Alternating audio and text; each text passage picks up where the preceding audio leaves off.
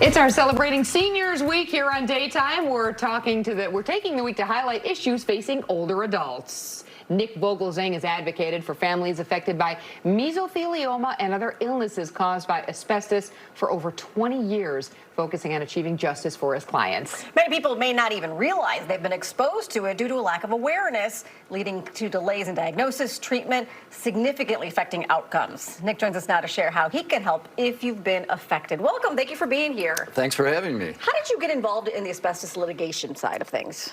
When I got out of law school, my father was a doctor at University of Chicago. He was an oncologist, so he actually treated a lot of people that had cancer from asbestos that had worked in the steel mills or different other industrial areas throughout Chicago. Wow. Give us a little background. How were people exposed to asbestos? A lot of people have been exposed to asbestos just because it was so heavily used back in the 60s and 70s in building materials and in car brakes and cigarette filters and tissue paper and roof shingles. The list goes on and on, thousands of products. But for our clients and for people that actually get sick from it, it's people mostly exposed occupationally. So they worked with it on a regular basis. It's not so much, you know, one time you scrape your popcorn ceiling. Luckily, that's more like, I would say that's akin to having a pack of cigarettes when you were in college or something. You're not likely to get cancer. I guess it is an exposure, but it's not something that would normally cause cancer. So what is the difference? Because a lot of people have heard the term mesothelioma. What is the difference between that and lung cancer? What do the two diagnoses mean? So they're both caused by asbestos. Mesothelioma is only caused by asbestos. And that's on the lining of the lung. It's a very serious disease. And that's where I really got my start with those cases. And then lung cancer is one that needs a little bit more awareness, because a lot of times when people get lung cancer, they blame themselves because they smoke cigarettes. But if you smoke cigarettes and you're exposed, like say you were a sheet metal worker or a pipe fitter, and you smoked on the job, but you also breathed in asbestos fibers, you're at a pretty high risk of getting lung cancer. So lung cancer has more causes than mesothelioma, but they're both serious and they're both caused by asbestos. How big of a concern is this today, present day? You referenced the 60s. Is it still a big problem and we're finding it more? I hope not. I don't think it is too much of a concern, especially for your everyday person who's not out there. For a worker who maybe works in a powerhouse or a steel mill, it might be a concern, but they have safety protocols in place. So I don't think most people should worry about asbestos exposure. What they should worry about is if you were exposed in the past, those guys, and some of the women, because the women did laundry for their husbands, especially back then. And so we've had wives that get cancer from asbestos exposure from their husband's clothing. So once you get a diagnosis, how can your law firm help?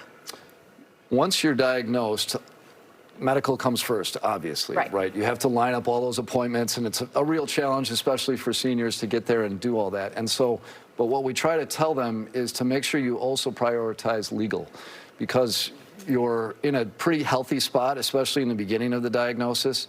And it takes a lot of conversations to figure out where your exposures occurred and how it all happens. So you'll run out of energy if you wait too long. If you wait 6 months, a year, you know, chemotherapy can be really rough, and the disease too can be. So we try to say, hey, even though you're not really in the mood or the right place necessarily, it is important, because if you get compensation from this, we've seen it put a lot of grandkids through college. It can do a lot of good things. Is there any sort of statute of limitations? I mean, if somebody is diagnosed, they realize it, then they later on think, you know what, I need to contact you. Yeah, that's a good question. So it's 2 years from the date of discovery that your disease was caused by asbestos. So typically that would be the diagnosis date.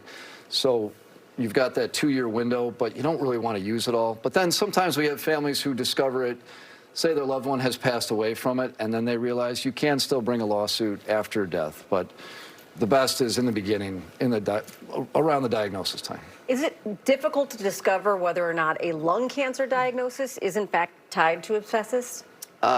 It's all dependent on the person. So if they remember being around some type of construction, or they were an auto mechanic, brakes were 50% asbestos all the way through the 1980s.